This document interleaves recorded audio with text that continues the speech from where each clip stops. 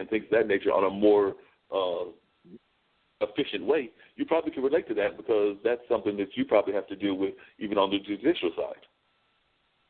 Well, I think, not everybody, but some people look for the judiciary to fix some of the problems we have in society.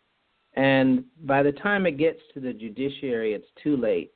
What we need is our communities working in coalition with each other to stem the tide into the courthouse, to turn off the spigot, to address, the school-to-prison pipeline. And when we look at a historical perspective of our society with a racial equity lens, we start to see, why are people poor, and what does it mean when we talk about the criminalization of poverty, and we talk about disparate policing. So just as an example, you talk about the early 1900s and people's access to wealth and equity. And black neighborhoods were redlined. We couldn't get loans to buy homes. We couldn't build wealth. We were renters, for 40, 50, 60 years renting, never building wealth.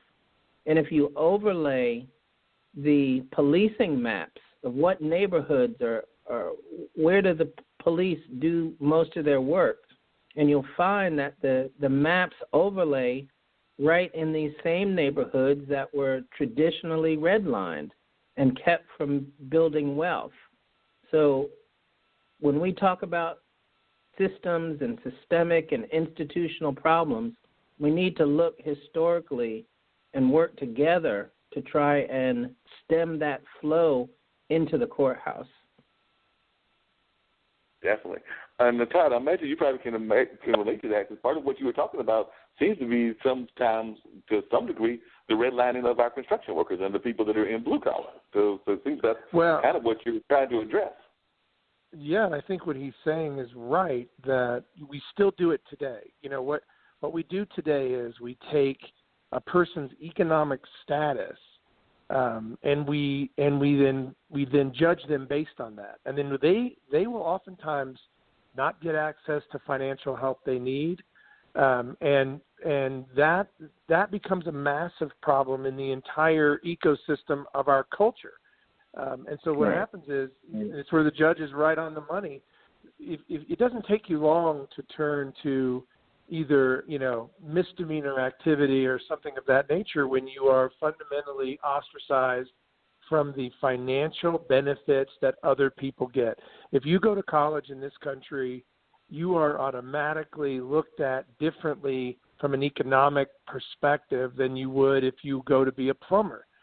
People, that's why in our industry, that's why technology missed the construction industry. That's why technology misses different racial divides, because that is not interesting to technology. They see money as being in the white collar, being in the affluent, being in the college graduate universe, when meanwhile there are a lot of hardworking people. The guy who does maintenance on our house is a millionaire. If you saw him on the street, you'd never know it because he drives an old truck and he's dirty and his fingernails are cracked. But that guy owns 20 properties. He's worked his way up from nothing, and he would still get judged by society. And so that's what happens is men and women who want to be plumbers or they want to go into the construction trade, they get kicked out of mainstream America. It's a tragedy. And then when you throw race on top of it, it just gets worse and worse. And that's where I think we all have to come together. I love what he's saying about the economics of crime. It's a tragedy that we've pushed people to the outskirts of society based on what they do, and yet unless you listening can go build your own house with your own hands, you're going to be a cave dweller if you don't respect the people who put those four walls up and that roof on the building and make sure your lights turn on. So I think we deserve to start, we got to stop listening to the media about how we should treat each other, and we got to start listening to our hearts, and we got to start respecting each other regardless of race, economics, background. That's what we need in this culture. Yeah, that's culture change. Absolutely. Absolutely, yeah. And it starts with all of us, right? I mean, that's where it begins. That's where it has to happen. It's the individuals. You're not going to get it from the government. You're not going to get it from the president. You're not going to get it from big business. You're going to get it. We're going to get that from each other. And I frankly, I love what I hope you do well in your race, because I would love to see a decent judge sitting there really being able to look at people and analyze their situation objectively. I think we need that in our justice system just dramatically. So I applaud you for your effort. It's in our laws. We actually have some good laws, especially around bail, and I talk about equity a lot, and what that means is setting bail and bonds according to what people can afford. There's so that getting out of jail is not about poverty. When we talk about some of the more dangerous crimes, let's just say some kind of robbery, and if a rich person does the robbery and their bail is $50,000, they get out.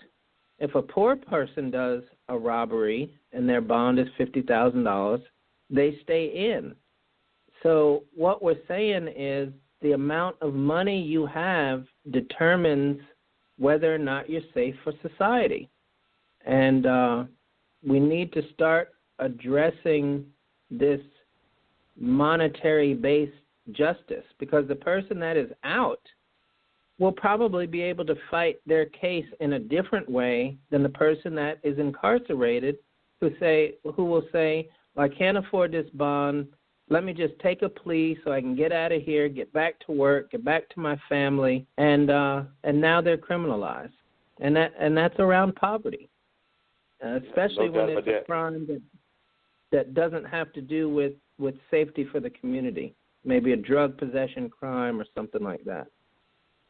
Very much true. Dean, we need to bring in Andrea as well, because I think we got about 35 minutes. Definitely want to keep everybody on the line, because still want to keep the conversation going, but I don't want to leave Andrea out. And she's another performer. So can you bring Andrea in for me as well? She's here. Welcome to Straight Talk with Dean and Mark. How are you doing, Andrea? Thank you so much. I'm doing great. How are you doing? I'm doing good. Well, we started off the show with Kandis, and we'll kind of segue toward the end part with you. So we've got two performers on.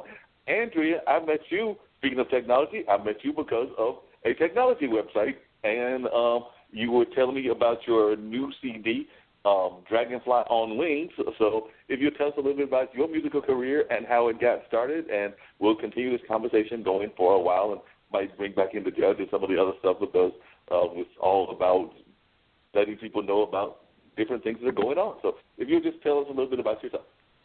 Sure. Well, ever since I was a little girl, I've always wanted to sing. I was very eager to perform for folks. Mother and father would have me sing a song for the people they may have visiting, and it was always a pleasure to see how much joy I brought to in older adults. Of course, I was only around 3, 4, 5, 6 at that time, and so it always stuck with me. And then throughout the years and then into high school, of course, there was the high school band. We had a friend of ours who wanted to put something together, and we did. And from that time on, I'm 16, I was hooked. And then after that, I went into college and was still performing with various groups and individuals. And then after college, I went into the property management industry, and whereby I was still performing on the weekends and working full time. And finally, I was introduced to a gentleman at the North Carolina School of the Arts. He was holding auditions for a big band that he had, and I auditioned and got the part. And I'm still performing with this gentleman. It's the Ron Rudkin Band and Orchestra. And this is, I'm not going to tell my age, but it's about 30 years later, we're still performing together. But after the recession hit, the gigs kind of dropped off, and so I couldn't stand it myself, so I had to do something, and decided to kind of get out on my own and do some individual things. So I have a couple of different bands that I perform with, and various genres of music. But this is my first solo CD album, where I've incorporated some original tunes by a wonderful gentleman, Dave Fox, and some other tunes that are some that I wanted to sing ever since I was a little girl until now. Tunes by some Bonnie Raitt, and then there's one by Bob Dylan. But it's been a big journey, and a lot of transition within that journey for me.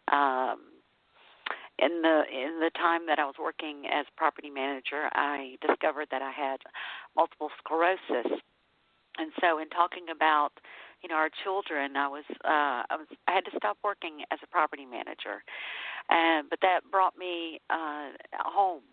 It brought me to where I could stay at home with my kids, and so I considered that a blessing. And I didn't want to be stagnant either, and I wanted to show my children that,